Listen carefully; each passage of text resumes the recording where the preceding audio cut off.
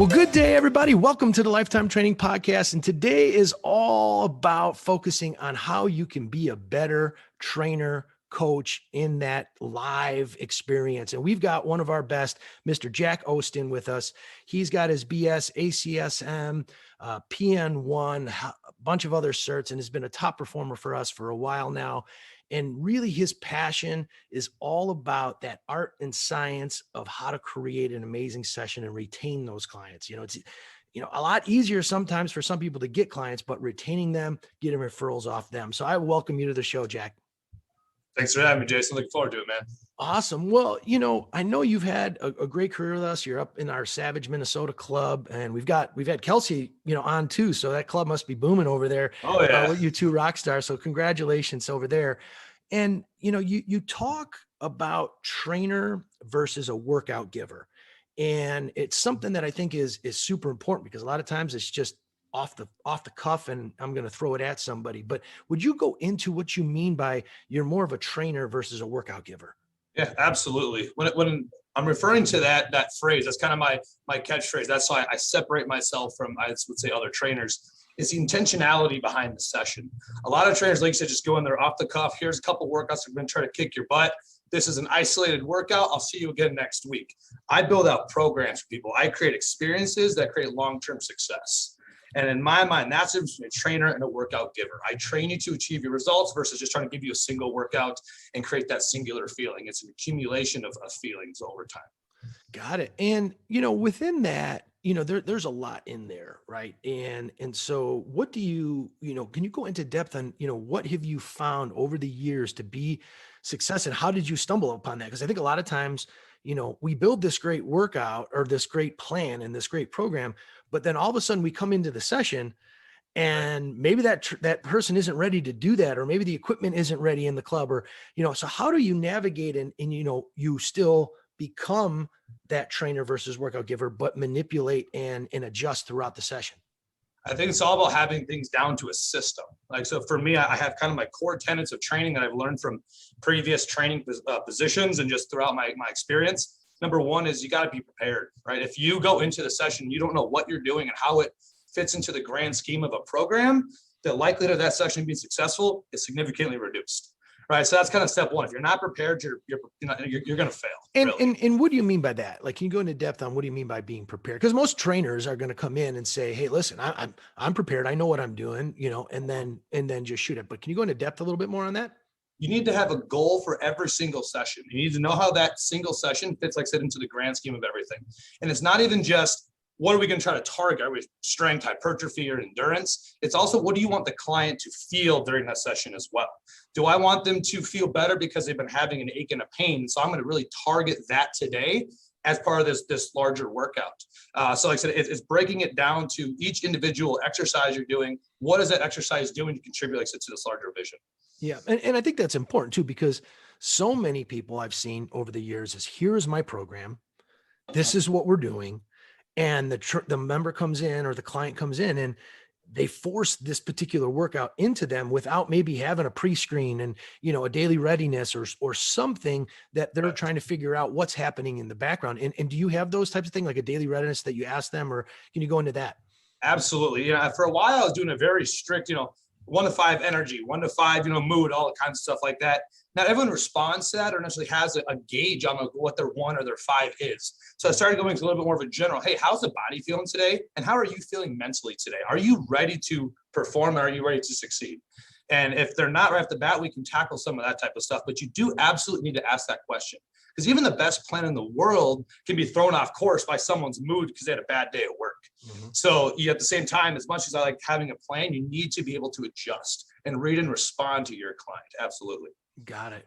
And so, within that, I'd love to dive into, we call it kind of the art and science of a training session. And I think something that you said there too, that's super important and valuable, is a system.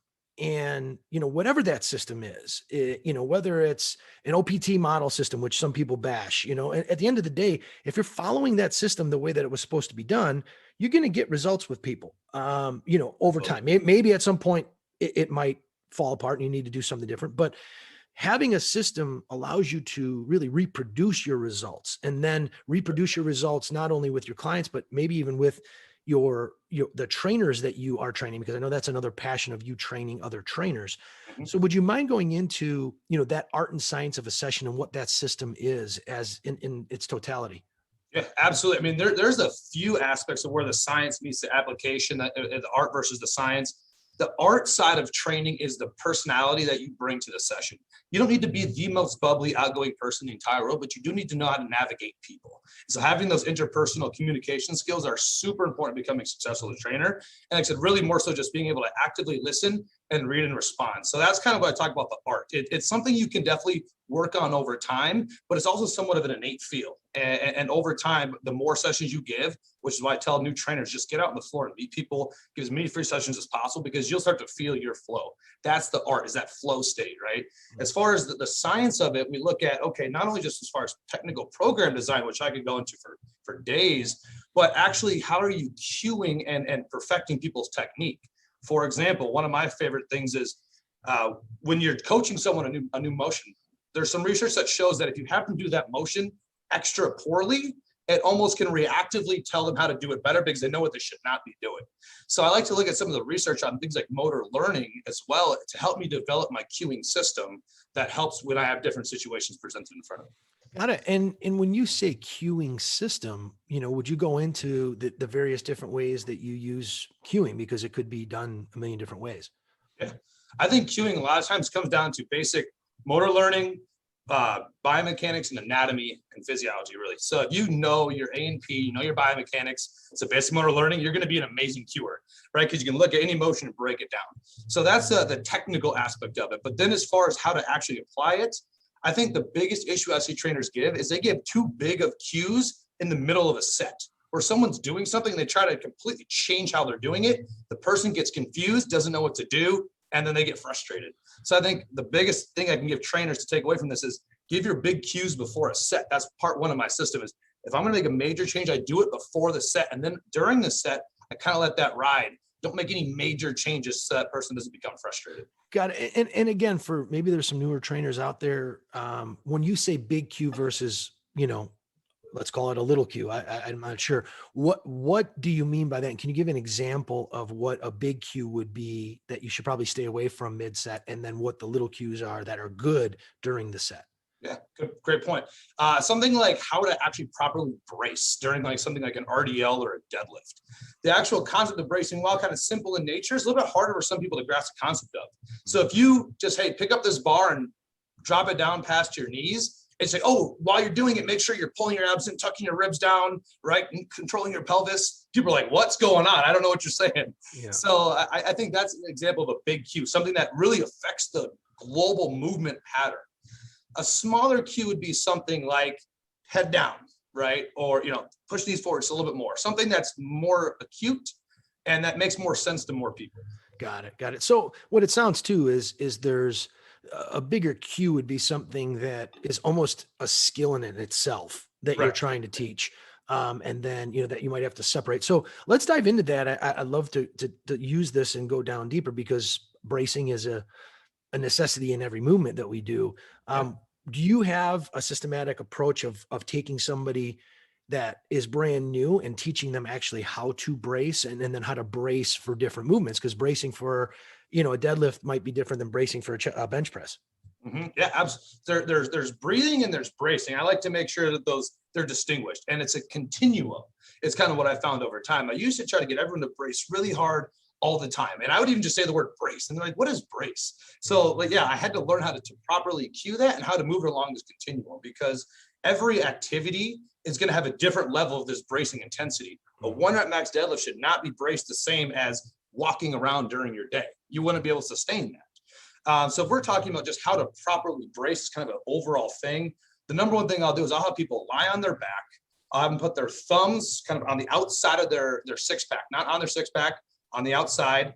Take a big breath in. And when they breathe, I want them to kind of breathe and push my thumbs out. So I create like this horizontal pattern, really, versus breathing their stomach completely out. And when you can do that, breathe out and then tense the ribs down, that helps a lot of people get the concept of what a brace is like. And by doing it on their back, gravity assist that just a little bit too. Yep. Perfect. Awesome. Yeah. So, and then, so that you're saying as a general way to kind of say, step one, we're going to lay you on the ground, we're going to teach you this thing because it's something that's going to be used throughout. And then I'll go deeper into how I'm going to apply that, the intensity at which I apply that brace based on, as we move forward throughout the session or throughout.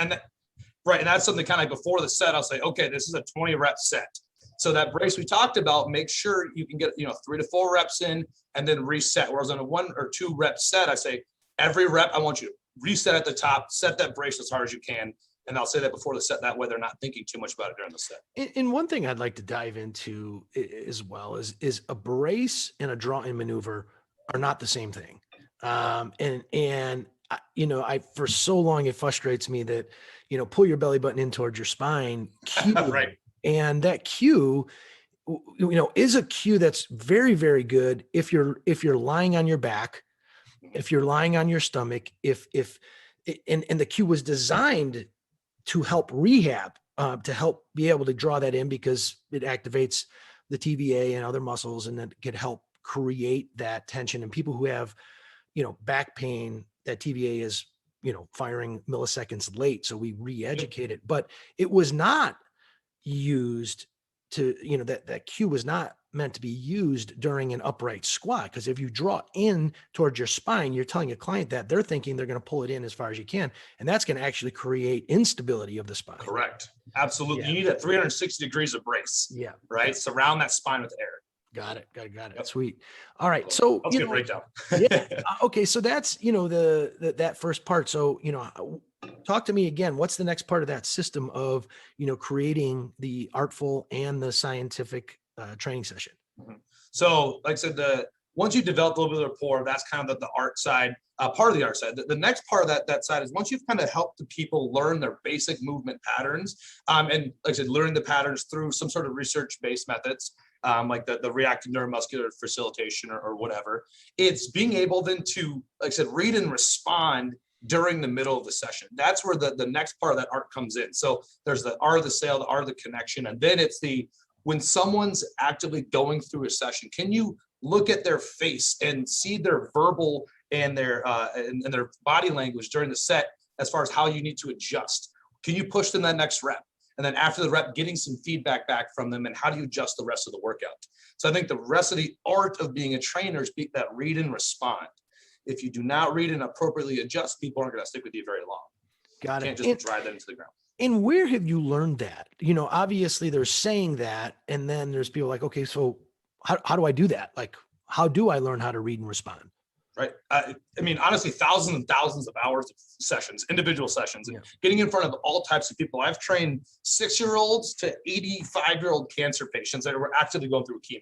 So as broad of a spectrum as you can get, the better, because you're going to get more situations put in front of you. And when you have those situations put in front of you and you continue to update your knowledge, you'll learn how to better adjust to those situations. Got it. So you're saying everything that you've learned as it relates to that has been through just the practical experience, which is obviously why it's so important. Right.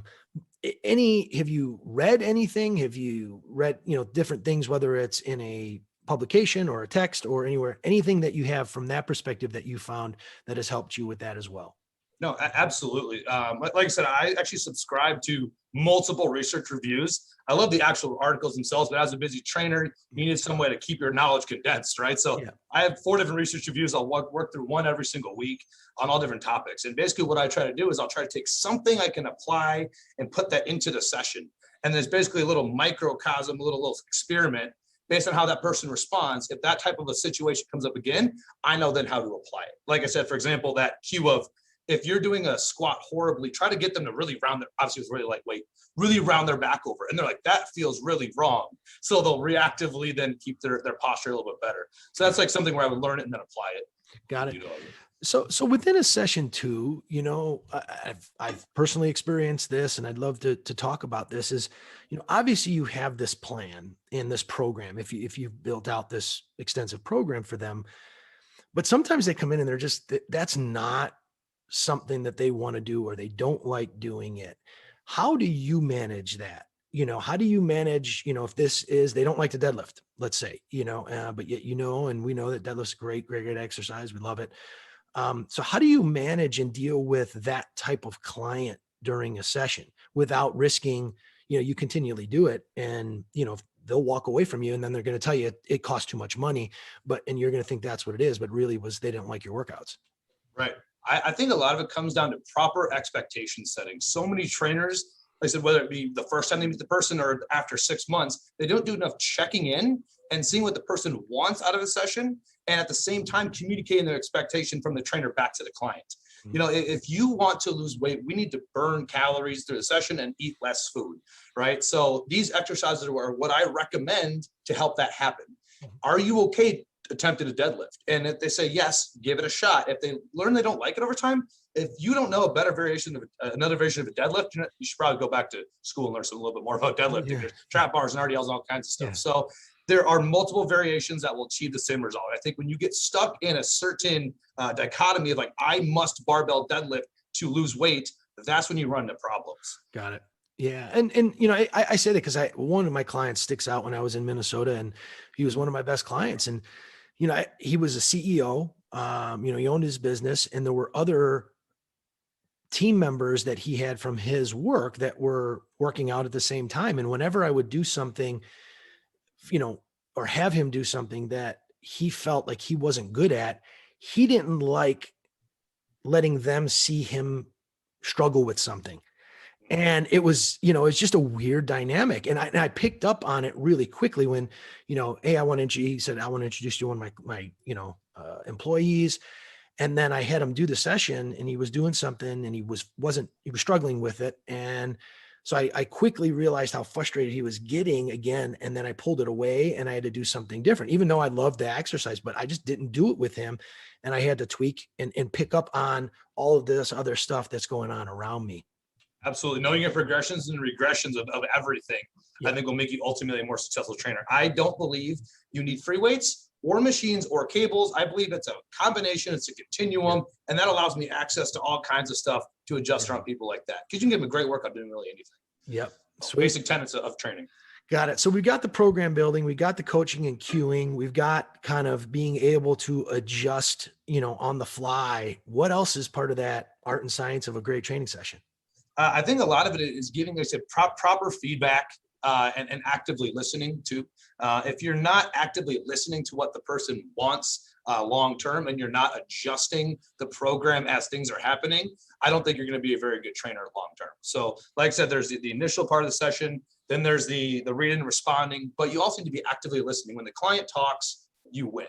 So the more information you can get from the client, the better you can continue to adjust their program. And that's kind of part of my system is I always at the end of the session ask, hey, how did everything feel today? Were you satisfied with basically your workout?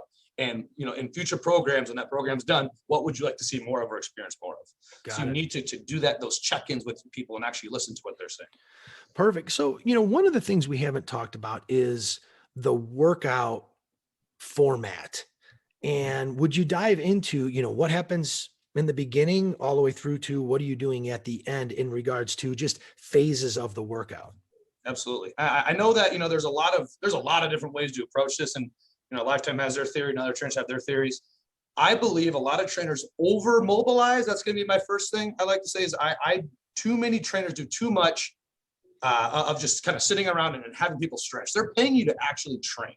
So if the first phase of my workout is always some sort of a mobilization or like a stabilization type pattern.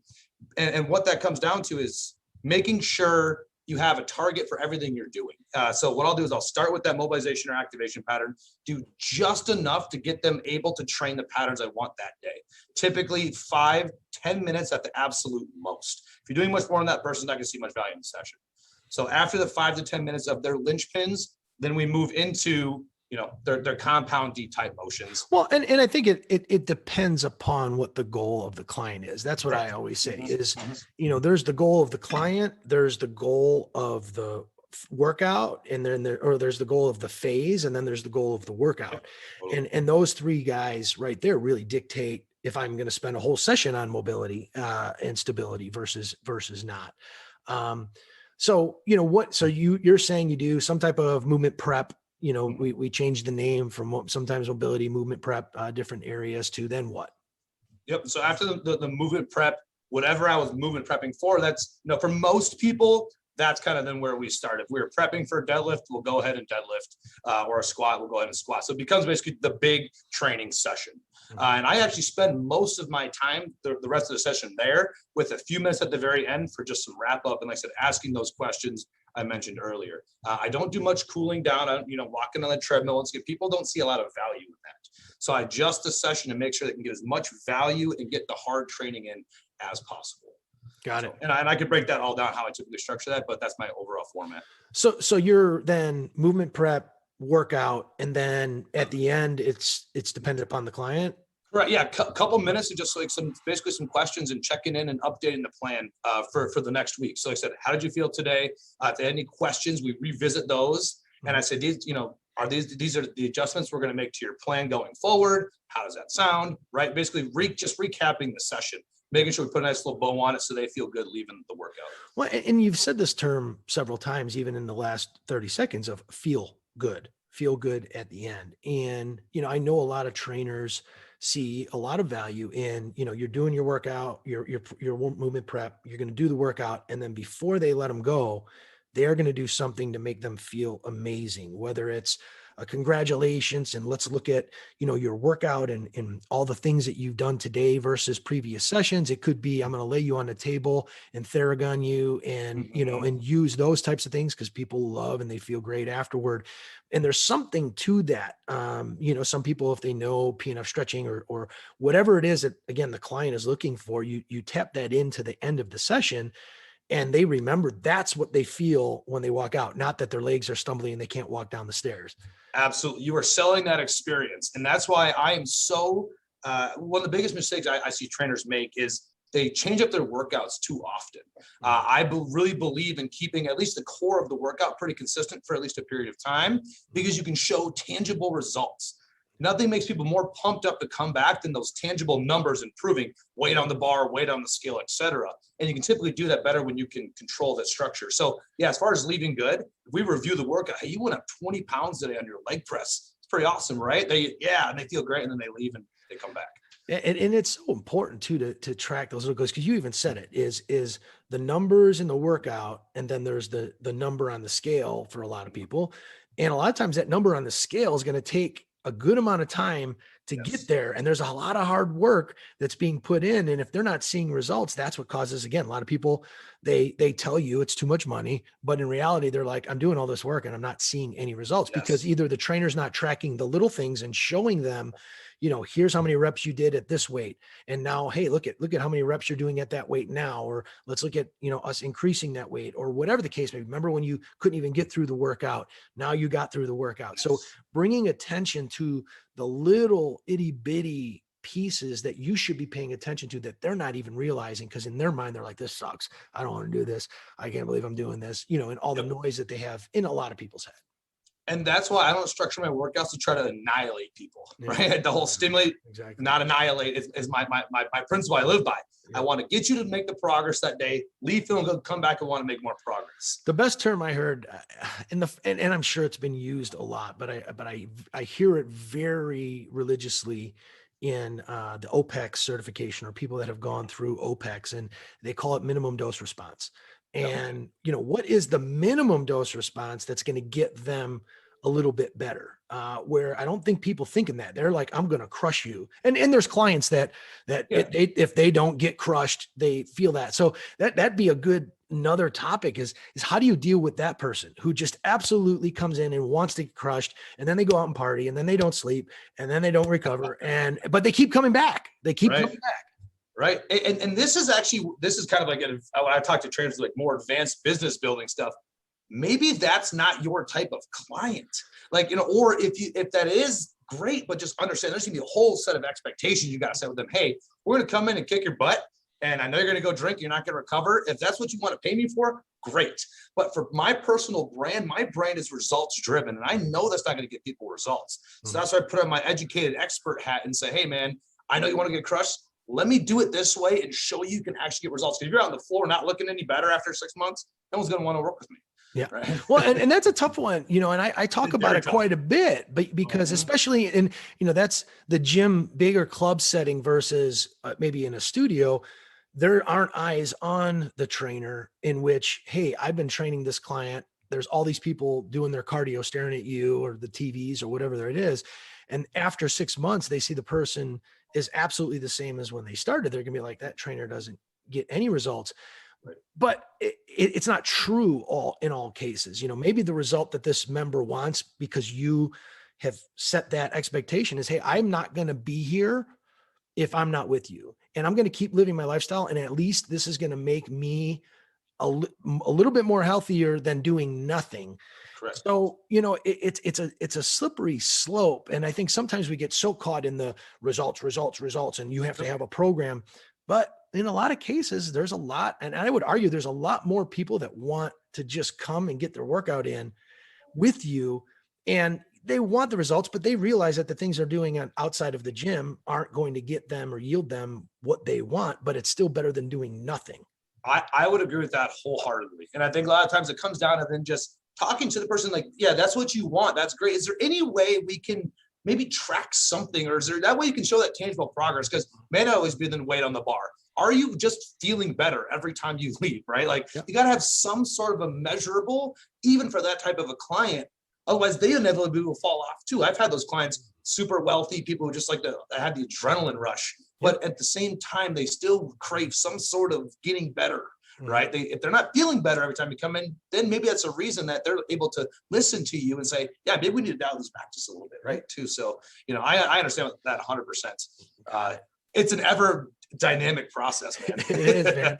And that's, that is what I love and hate about, working with people. And, and I hate throwing in that you got to do this big, huge program. And it's just some people, they want variety.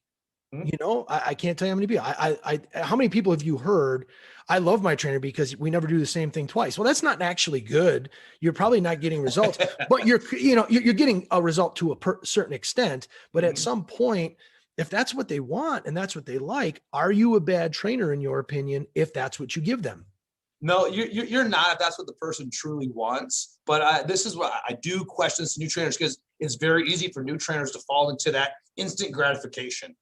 Are you actually able to articulate the reasons for being on a more structured plan? And I'm not saying like meal plan, you can never have a little auto regulation. No, we're just talking about the workout right at this point. Yeah, right. But if you can get that person to even do the same first exercise, that deadlift in the same rep range, and progress that, then the rest of the workout is completely different. You can still show progress, because at the end of the day, subconsciously, everyone wants some sort of results. I'm going to keep saying that, So I think new trainers fall into that trap a little bit too much, because it is easy to give them that crushing workout every time. Well, go ahead. Yeah, I was gonna say, and I think if you do that off the bat, the person becomes then to expect that. So I think some of it is like, if the first workout you give them is just random craziness, they're never going to want to go back. But if you can start them off and say, this is my process, we will evolve it as you need me to. I think they're more likely to follow what you want them to do. Well, and there's a difference between creating a randomness exercise wise, but still having a full thought within having that workout. Correct. So I may randomly change what leg, quad, let's call it posterior chain or anterior chain or quads or hamstrings, whichever you're trying to work.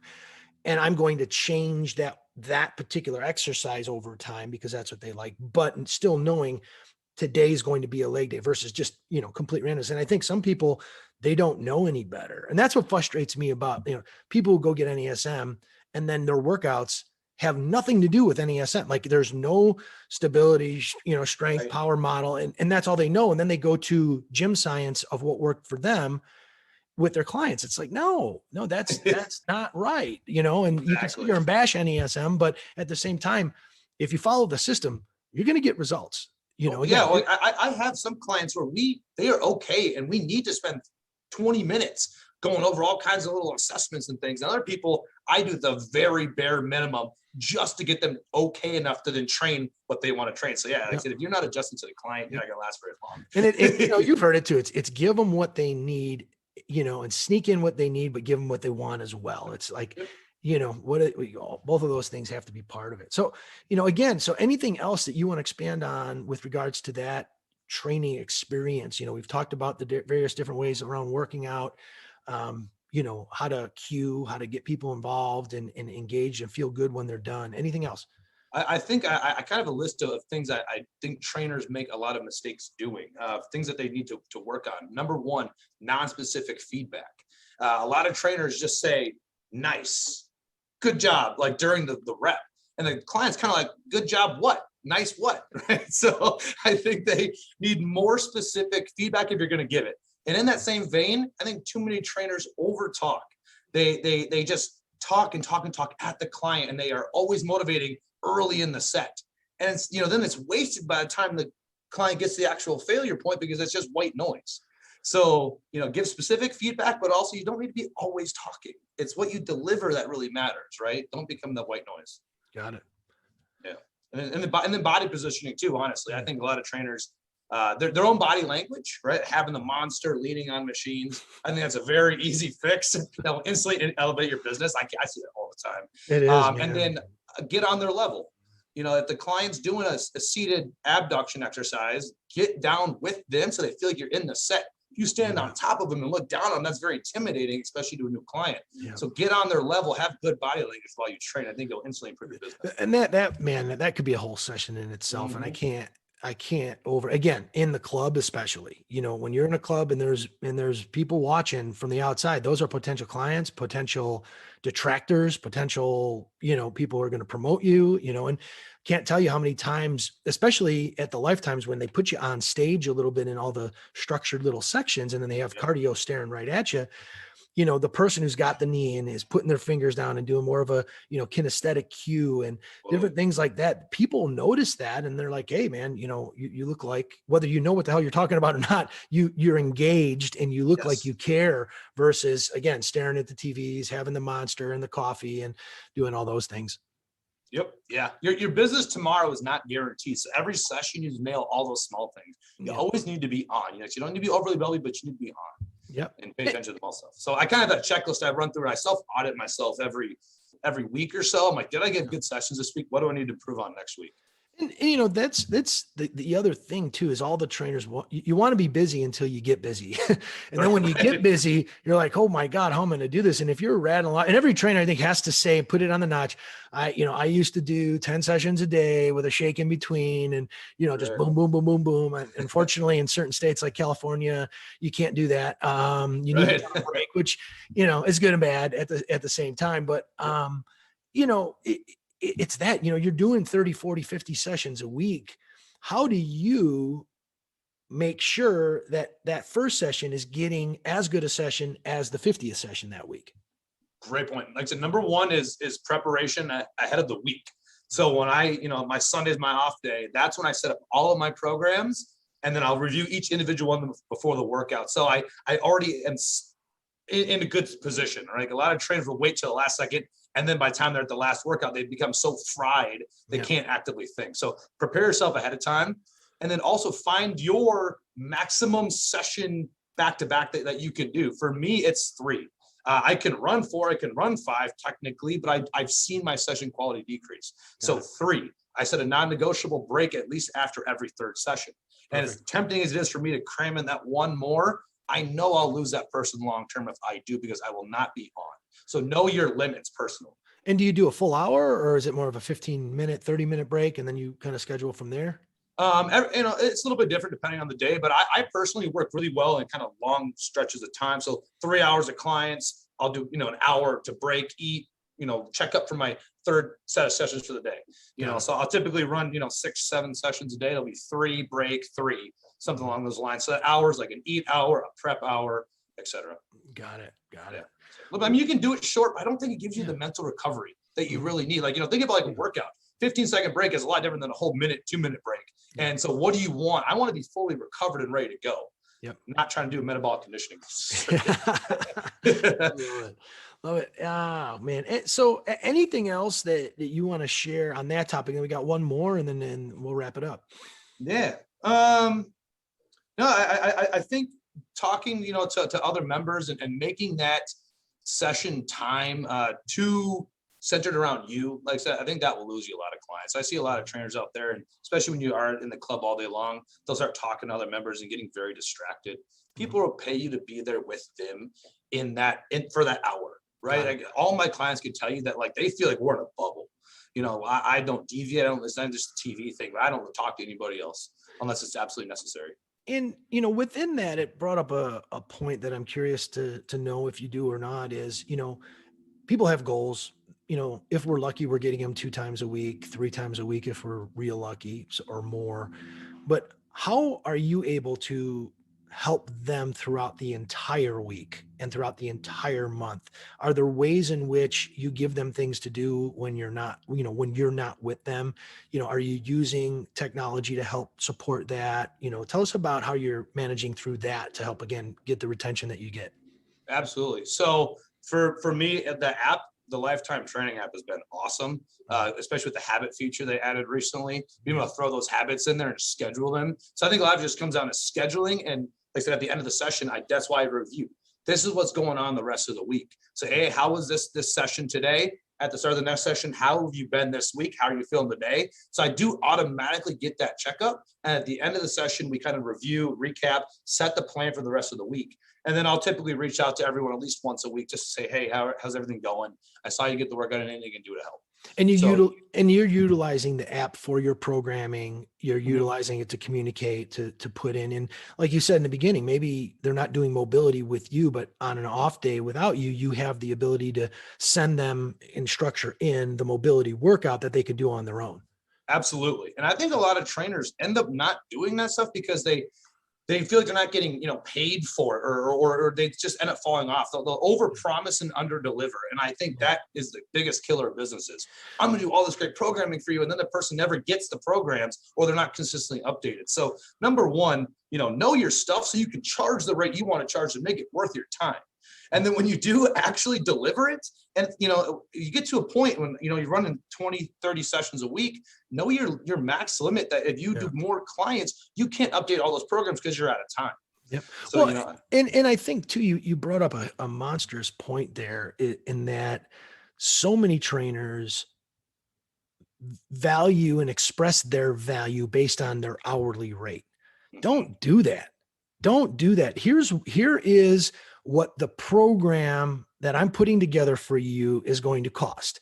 And 3 days a week, yes, this is what we're going to bill you out at. But if you really want to count, I'm going to be building your program for 5-6 days a week, however many days that you want to get in. Some you're going to be without me, some you're going to be, you know, with me. At the end of the day, if you want to look at it by a hourly development of a session rate, now you can extrapolate that into 4, 5, 6 days a week. And now to them, their value of the hourly rate goes down. But in actuality, it's the building of the program, and use that to build your value, not I charge $100 an hour. Absolutely. And I think things like nutrition coaching on top of it, it was a harder upsell early on in my training career because I didn't know enough about it. So it's hard for me to present the value. But then over time, I realized as I got better at nutrition, I was trying to do all this nutrition stuff, and it added a lot of value, but it was also very detailed. I was losing a lot of time and potential earning. So I did then, okay, here's my online nutrition package as well. You need to have your deliverables kind of listed out in your head. You can click them off whenever you need to and be able to show the value behind all those. And that's how over time you scale your business without even necessarily adding more clients. Keep your people and get them on bigger packages and upgrade their session count and everything like that. So yeah. And it's awesome. And again, for those that might be listening to this that aren't Lifetime private labels trainerize under the Lifetime Training app. So we've cleaned it up. We've got, I think, some more features than normal trainerize. And so it's our ability to go virtual, go online, and then help the in-club and session experience as well, and really give the client what they need with instruction virtually, whether that's just through them watching a video of the particular exercise and doing it, and all the communication that comes along with it. So now you're not having to text message every client. It's all in that one system. I used to write everything down, and that lost me a lot of time. The client would lose the sheet of paper. I'd spill coffee on it when I was writing it. It was horrible. You know, that the app doesn't do that. Or even like a really well-designed spreadsheet format. I've used those in the past too. You know, it needs to be clean and deliverable and user-friendly. Right? Love it. Well, the last thing I'd love to dive into and spend a little time is you talk about, and we mentioned this early on, is research versus practical application. And how are you able to basically look at the research and then, take bits and pieces and put it into your practical application of what's in front of you with your particular client? Absolutely. For me, it's all about, I love moving the needle and like I said, bridging that gap. What it comes down to, number one, is I think too many trainers learn what they want to learn, not what their clients need, especially as a new trainer. I see so many people take these letters behind their name. And I'm like, hey, how can you apply it to your client? And they're like, I can't. And you're like, cool, well, that was a waste of money. You feel good about yourself. So, well, it's like I said about the NASM, and again, this applies to not just, I'm just using them as an example, whether it's NSCA, ACE, all of them, they take the certification, they check the box that they got the certification, then they don't go back in, because taking that test and knowing that information and applying that information, two different things whatsoever. So I always encourage, hey, if you got that book, go back into that book, because there's no way that you're going to understand it the way that it's meant to be understood and applied. Absolutely. So that's a huge point, man. Yeah. So for me, I'll every time I do certification or read a book, try to take one thing away, and then I try to apply it to one client. And like I said, I'm usually reading that because of a client. So then with that client, I'll try to implement it. But at the end of the session, once again, when I'm reviewing with them, what questions do you have, or something that I know they were struggling with, I put that on my list of to read. And then I will literally go find the educational resource that can help me tap into that. I'll learn it and bring it back to my client. And that's why I can take such a wide variety of people, athletes, bodybuilders, powerlifters, gen pop. I can train literally everybody, because I will learn what they need me to learn, not what I want to learn. And I think when you do that, that is the ultimate bridge of the research and the application to the specific and tailored. Yeah. And I want to do a plug here, and just because I feel like he's probably one of the guys out there that's doing it the best right now. And his name is Brent Brookbush. And I don't know if we've got a discount program with Brent. I mean, it's dirt cheap to begin with. I think it's like 17 or 18 bucks a month. And you get all of his access to not only his certifications, but his ongoing, but he is pushing out video after video, to help people understand the application of what the things are that they're being taught in his regular education or education that's out there. So he's one guy that I would highly recommend, to you and anyone else to help get that, information and learn really how to apply it, because it's just ongoing and for super cheap. I'm subscribed to him on like 3 different Gmail platforms, like on his YouTube and everything else. I utilize this stuff all the time. Great stuff for sure. Yeah. And anyone else that, that you look and you read from or you've studied under, that you would give to them, because I think that's another, I was fortunate, I got certified in 96 and aged myself a little bit, but I hooked up with a guy who, became a mentor of mine. He stood up in my wedding now, but he was always ahead. And, he found, Greg Roscoff in muscle activation technique. He was the first guy to introduce me to Paul Chek, and I think those mentors and those trainers that are, reading and studying from these people that have tried and trued over years and years and years of developing trainers. I think it's so important to give those people. And it's one of the reasons why I've done the podcast too, is to bring light to some of these people, because Instagram is overshadowing these people. But anyone else that you have that you wouldn't mind giving, props to, that you studied under, whether it's internal at Lifetime or external? Yeah, for me, I do a ton of external learning. Everyone can see I'm a massive nerd. Stronger by Science, Greg Nuckols and Eric Streckler, their math subscription, that is the best $25 I spend every month. It's hundreds of pages of research reviews sent to you every month. They have very user readable, friendly formats, podcasts with it.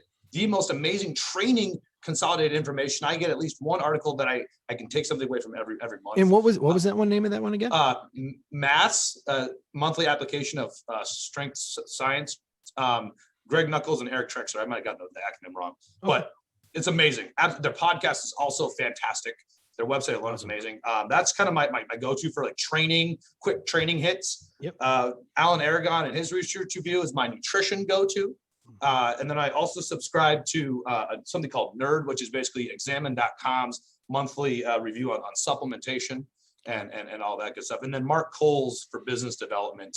has a great podcast as well. So I kind of try to have a go-to in every area that would directly affect my business. That's great, man. That's what it's about is, and you know, what I want to bring light to, because some people might not have heard what I heard or what I believe I heard you say, is you're continuing your education in a full thought.